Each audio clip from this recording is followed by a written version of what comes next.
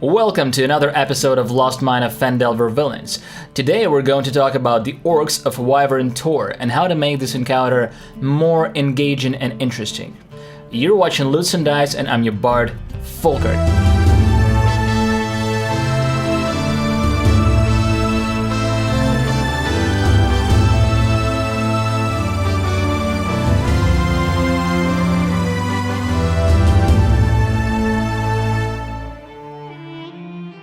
I've run this encounter a couple of times, and there's nothing to remember really. Even considering it's just a side quest with no real ties to anything, I've decided to give the orcs a little more character, and I've done that with the help of Volo's Guide to Monsters.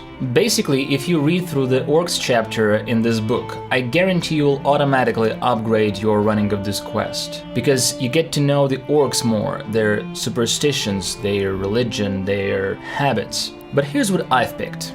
I've left the named orcs provided by the adventure, the gang leader Brughor Axe-Biter and Gog the Ogre, but I've also added a shaman named Shagog. Basically, it's just a 5th level orc spellcaster with some support spells. I've also given names to the rest of the gang, names like Grutok or Jaruk, and thought a bit about their appearances and occupation. One guy may be a cook, so he can use a giant scoop instead of a club.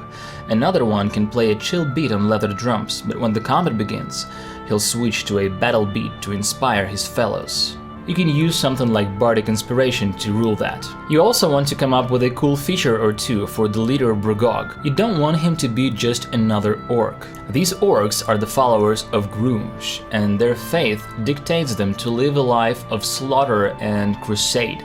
They religiously hate elves, dwarves, and humans. So imagine how Shagog constantly whispers his translations of different signs to Brughor, saying that if he follows these signs, Grumsh will choose him as his weapon. So maybe he thinks that this battle with the pieces is one of his final trials, and his eyes glow with hatred, his fangs are sticking out, painted red, pierced with bronze rings.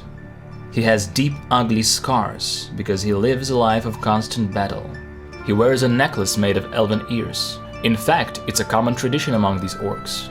Consider adding a couple of scenes before the interaction begins, in case your players will decide to spy on them for a while, which happens a lot at my table. Scenes that will display their traditions and superstitions. For instance, Mugrub, one of the orcs, is burying a couple of human ears near the cave entrance. Or before the orcs go to sleep, they spit on the ground for some reason known only to them. The next scene is my favorite.